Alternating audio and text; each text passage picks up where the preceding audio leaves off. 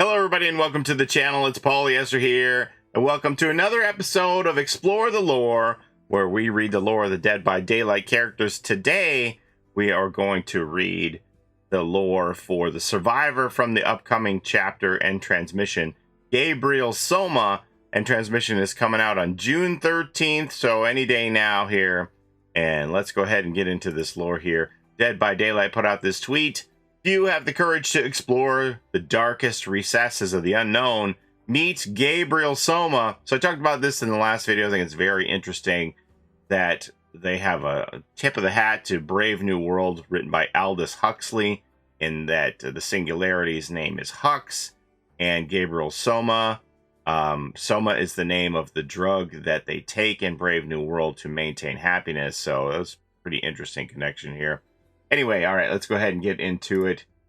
Dead by Daylight, lore for the survivor, Gabriel Soma.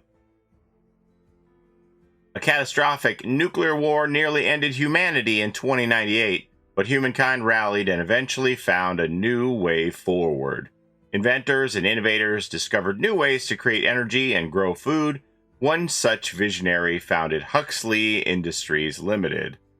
Since much of Earth was left uninhabitable and many of the world's resources were dwindling, Huxley plowed all their profits into research in rocket science, artificial intelligence, and genetic engineering. They began exploring the galaxy, looking for habitable planets with valuable resources.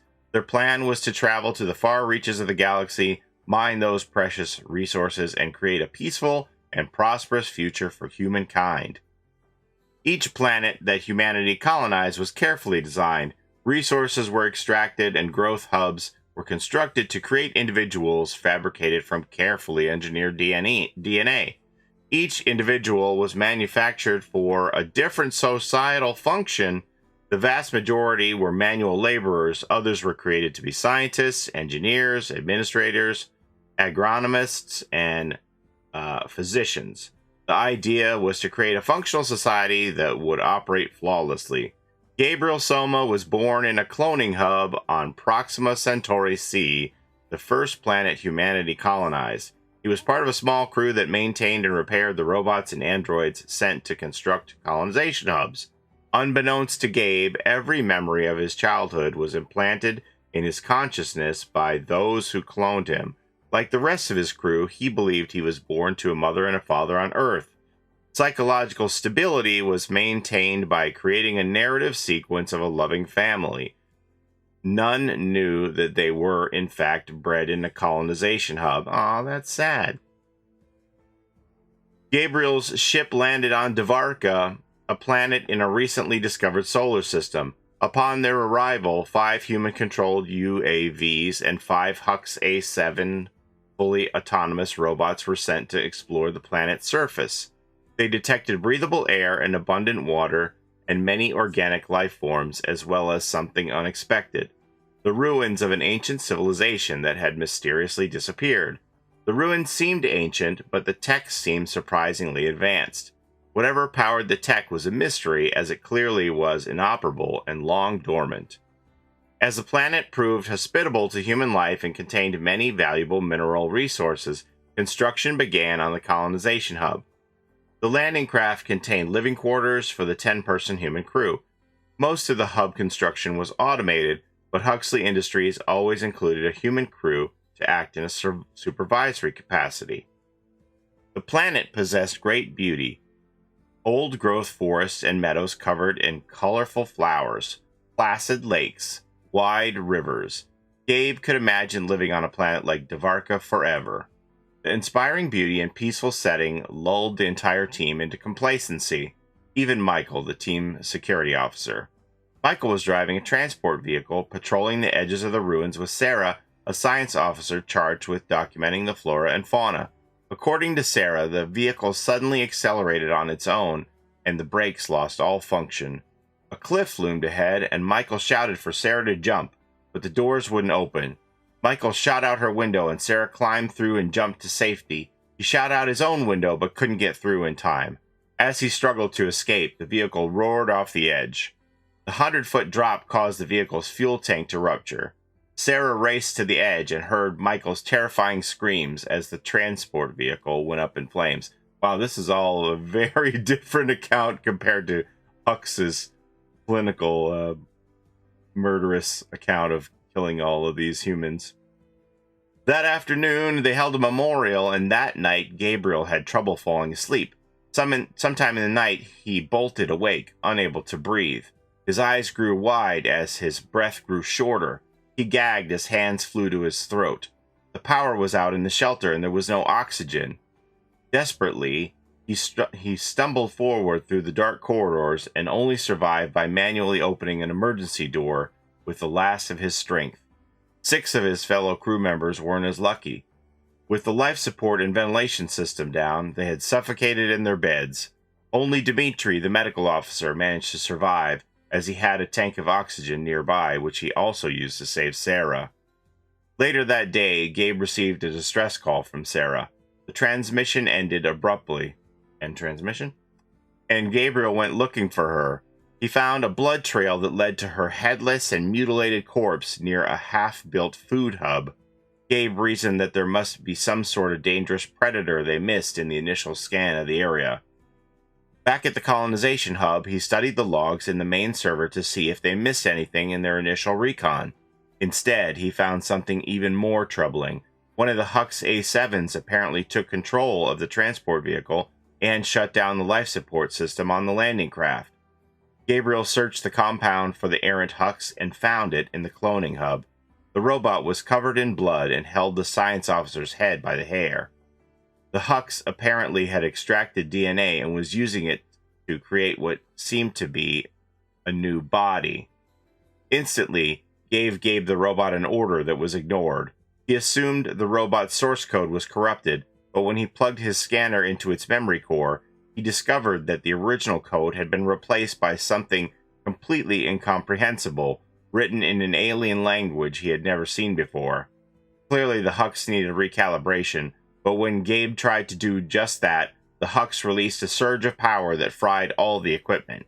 When Gabe attempted to remove the robot's power supply, the Hux grabbed him by the throat and threw him 10 feet across the laboratory like a rag doll. At the sound of the commotion, Dmitri rushed in to see the Hux approaching Gabe. He commanded the Hux to power off, but it turned slowly and marched toward him as he yelled codes that were supposed to deactivate the faulty tool. The Hux stared at the shouting officer for a moment, then punched a hole through his chest and pulled out his beating heart. The medical officer fell dead, and the Hux extracted blood to add to its design. Gabriel quickly gathered himself and bolted out into the alien forest, heading for the fuel hub. There he found a length of steel pipe, hid and waited, but the Hux never showed up. Day gave way to dusk, and Gabe began to shiver as the sun fell behind the hills. He heard the doors hiss open and watched as the clanking Hux emerged. It had fabricated a new body for itself, part flesh, part silicon, part human, part machine, massive, powerful, beautiful and majestic like an ancient god. Gabriel tried to sneak away, but the Hux heard him and quickly trapped him behind a hydrogen generator. Pinned, Gabe spotted a liquid hydrogen fuel tank and used the pipe to smash a valve open. The Hux distracted, he quickly escaped, striking the door with the pipe as he fled, creating a spark that ignited the fuel. The flame traveled back to the tank, and the hub instantly exploded in a massive fireball, blowing the Hux off its feet. Gabe raced across the meadow and into the forest. When he looked back, he saw the Hux emerge from the flames and smoke, burning, melting, shrieking, deformed, terrible and wrathful like an ancient god. The forest canopy kept out the light of the moon, and Gabe rushed into a thick, creeping fog before the Hux could find him, consume him, assimilate him. Aw, that's sad. Gabriel thinks he has a family and he really doesn't, and he's a clone. That makes me sad for him. All of his memories are fake. It's all a lie, Gabriel. All right, well, this chapter is going to come out on June 13th. So, as we discussed before, with every chapter that's come out since Kate and the Clown and the Curtain Call, there's always been an exclusive cosmetic that you get if you buy the entire DLC. And I'll leave it up to you if that's something that's important to you or not. But remember, if you do want the exclusive cosmetic, you'll have to buy the whole DLC from your platform store rather than buying the characters individually in-game with orc cells or iridescent shards. You won't get the cosmetic if you buy the characters in-game.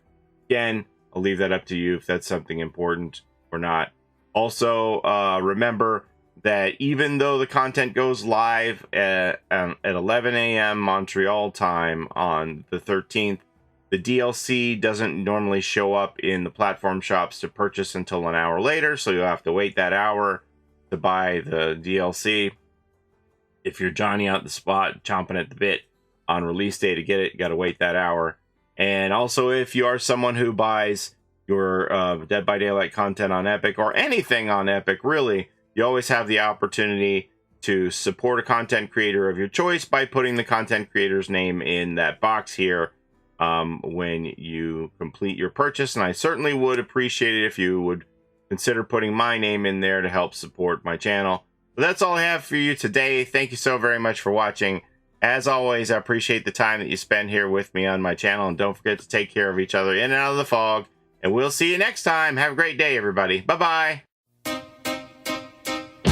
It's a Gen Rush life for us. It's a Gen Rush life for us. Set a hiding, we do gens. Set a randoms, we got friends.